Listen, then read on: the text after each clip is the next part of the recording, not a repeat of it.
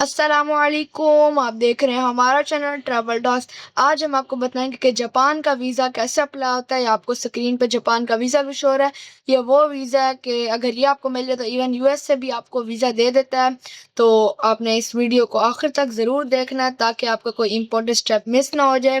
तो अब चलते हैं हम गूगल की तरफ। तो आपने सबसे पहले यहाँ पे लिख लेना है VFS जापान। तो ये लिख लेते हैं। उसके बाद आपने ये VFS जापान पाकिस्तान आ रहा है, आपने इसे क्लिक कर लेना है।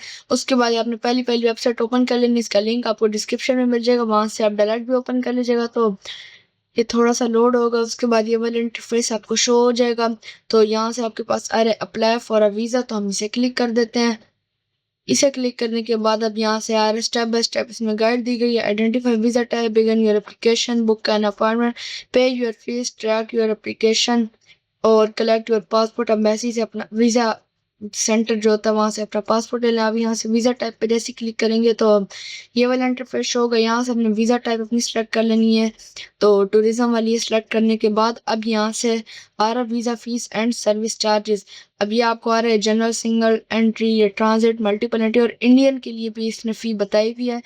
तो यहाँ से अब हम ये डॉक्यूमेंट रिक्वायर्ड पर जैसे क्लिक करेंगे चेक लिस्ट पे, तो अब ये वाली आपका डॉक्यूमेंट की लिस्ट आ गई है। पासपोर्ट, उसके बाद वीज़ा एप्लीकेशन, फोटोग्राफ, उसके बाद फ्लाइट आइटनरी, उसके बाद आइटनरी हो आपके पास, होटल बुकिंग हो, सर्टिफिकेट ऑफ एम्प्लॉयमेंट हो, बिजनेस प्रोफाइल हो, बैंक स्टेटमेंट हो, उसके बाद स्टूडेंट कार्ड हो, CNSE हो, उसके अलावा फैमिली रजिस्ट्रेशन सर्टिफिकेट भी हो, उसके बाद फोटो स्पेसिफिकेशन, उसके बाद प्रोसेसिंग टाइम 6 डेज में इसका वो आ जाता है रिस्पॉन्स। तो यहाँ से डाउनलोड फॉर्म जैसे क्लिक करेंगे तो वीज़ा एप्लीकेशन फॉर्म में हमने मेन क्लिक कर देना है। इसे जैसे ही क्लिक करेंगे तो ये वाला इंटरफेस होगा। यहाँ से अब हमने अपनी डिटेल्स लिख लेनी है। तो अब यहाँ से सरनेम आप सबसे पहले अपना लिख लेंगे।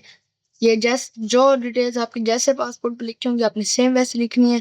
अब यहाँ से हम अपना गिवन नेम लिख लेंगे। उसके बाद आपका पूछ रहा अदर नेम है तो लिख दें, वरना नहीं। उसके बाद आपकी डेट ऑफ बर्थ पूछ रहा है तो हम यहाँ से डेट ऑफ बर्थ लिख लेते हैं। तो ये लिखने के बाद आपकी प्लेस ऑफ बर्थ पूछ रहा है, डेट ऑफ बर्थ लिख लें। उसके बाद अब आपकी प्लेस ऑफ बर्थ पूछ रहा है तो हम प्लेस ऑफ बर्थ लिख लेते हैं। उसके बाद आपका ये जेंडर पूछ रहा है, मेल कर देंगे, उसको मैरिड स्टेटस सिंगल कर देंगे। उसके बाद ये आपका नेशनलिटी ऑफ सिटीजनशिप मांग रहा है तो हम पाकिस्तान कर देंगे। उसके बाद आप कह रहा है ID नंबर मांग रहा है जो गवर्नमेंट की तरफ से इशू हो वो, उसको पासपोर्ट टाइप अपनी सिलेक्ट कर लेंगे, उसका पासपोर्ट नंबर, उसके बाद प्लेस ऑफ इशू कर देंगे। उसके बाद डेट ऑफ इशू लिख देंगे। डेट ऑफ इशू लिखने के बाद अब आपके इशूइंग अथॉरिटी पूछ रहा है, उसके बाद डेट ऑफ एक्सपायरी पूछ रहा है तो हम ये दोनों चीजें लिख लेते हैं। तो इशूइंग अथॉरिटी हम पाकिस्तान कर देंगे।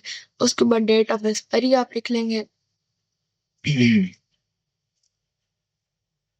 ये लिखने के बाद सर्टिफिकेट ऑफ एलिजिबिलिटी नंबर, ये आपको गवर्नमेंट की तरफ से इशू होता तो वो लिख लेंगे, हमारे पास नहीं है तो हम नहीं लिखते। उसके purpose of visit and tourism कर देंगे।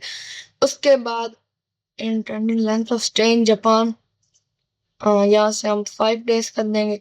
इसके बाद आपका ये पूछ रहा है date of arrival in Japan, कि आप जापान किस डेट को जा रहे हैं तो हम यहाँ से डेट ऑफ अराइवल लिख लेंगे। उसके बाद आपका port of entry into Japan पूछ रहा है तो हम यहाँ से एयरपोर्ट कर देंगे और टोक्यो कर देंगे कि आपका कौन से एयरपोर्ट है जिस जहाँ आप लैंड होंगे, तो हम यहाँ से टोक्यो कर देंगे। उसके बाद नेम ऑफ शिप हम कर देंगे कतर एयरलाइन। उसके बाद आपके ये होटल या जहाँ भी आप जा रहे हैं उसकी डिटेल पूछ रहे हैं, हम यहाँ से नेम लिख लेंगे। उसके बाद टेलीफोन नंबर पूछ रहे हैं, उसके बाद उसका टोटल एड्रेस आपने पूरा लिख लेना है। उसके बाद आपका पूछा date and duration of previous stay in Japan, हम कर देंगे NA। तो उसके बाद आपका पूछा एड्रेस फिर पूछ रहा है तो हम यहाँ से एड्रेस लिख लेंगे। मैं तो डमी लिख रहा हूँ, आपने अपना ओरिजिनल लिखना है। उसके बाद टेलीफोन नंबर, उसके बाद मोबाइल नंबर पूछ रहे हैं, उसके बाद अपनी ईमेल लिख लेंगे। उसके बाद आपका प्रोफेशन ऑक्यूपेशन जो भी आपका वो लिख लेंगे। उसके बाद ये आपका पूछे नेम एंड एड्रेस, हम एम्प्लॉयर, हम एम्प्लॉय, अब यहाँ पे अपना नेम लिख लेंगे। उसके बाद अपना टेलीफोन नंबर लिख लेंगे। उसके बाद अपना एड्रेस लिख लेंगे। अब ये थोड़ा सा जैसे नीचे करेंगे तो पार्टनर प्रोफेशन आपका पूछ रहा है माइनर अगर है तो आप उसका लिख लेंगे। उसके बाद ये आपसे पूछ रहा है, हम ये भी नहीं कर देते हैं। उसके बाद आपका पूछ रहा है guarantor of reference in Japan, तो उसकी डिटेल्स पूछ रहे हैं। तो हम यहाँ से नेम, टेलीफोन नंबर, एड्रेस लिख देंगे। उसके बाद डेट ऑफ बर्थ, इसका जेंडर, उसके रिलेशन टू एप्लीकेंट, ये सारी डिटेल लिख लेते हैं। यहाँ से हम डमी लिखना है, आपने अपना ओरिजिनल लिखना है, याद रहे। आपने अपनी स्ट्रॉन्ग डिटेल्स डालनी है ताकि आपको ये वीज़ा मिल जाए। ये वीज़ा मिल जाए तो आपको याद रहे कि आपको यूएस से भी वीज़ा दे देता है, आपकी ट्रैवल हिस्ट्री स्ट्रॉन्ग हो जाती है। उस पर रिलेशनशिप टू एप्लीकेंट हम रिलेटिव कर देंगे। उस पर प्रोफेशनल ऑक्यूपेशन पूछ रहा है, ये भी हम अप्लाई कर देंगे।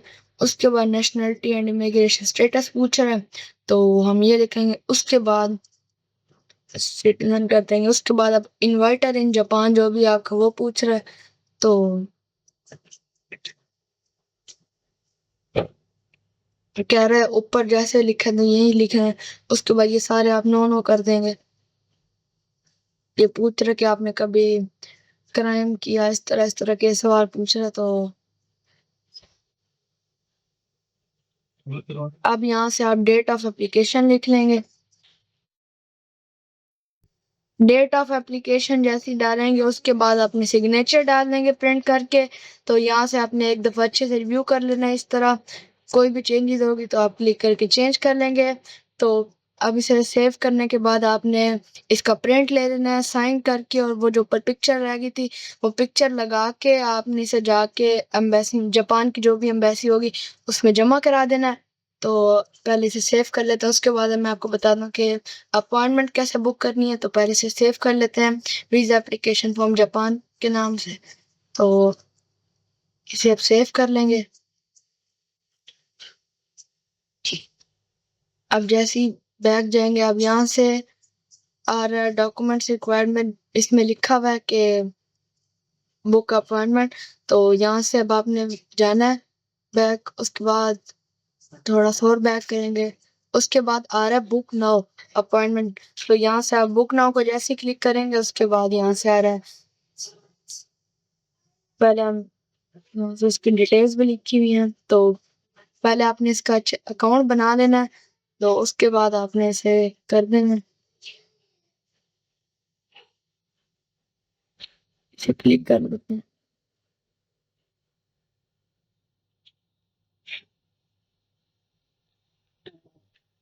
अब यहाँ से आ रहा है ईमेल और पासवर्ड का। तो अगर ये नीचे आ रहा है I don't have an account, अगर आपका नहीं है तो आप यहाँ से बना लेंगे।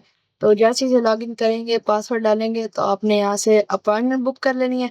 उसके बाद अब मैं आपको दिखाया तो अपॉइंटमेंट जो कंफर्मेशन उसकी होती है, अपॉइंटमेंट आपको दिखाया था। तो अब आपको स्क्रीन पे शो हो रही है जापान की। तो इस तरह की ये अपॉइंटमेंट होती है। इस तरह आप ये अपना वीज़ा एप्लीकेशन फॉर्म फिल कर सकते हैं। उम्मीद है आपको वीडियो पसंद आई होगी। इसे लाइक करें, शेयर करें, चैनल को सब्सक्राइब करें। जज़ाकल्लाहु खैर।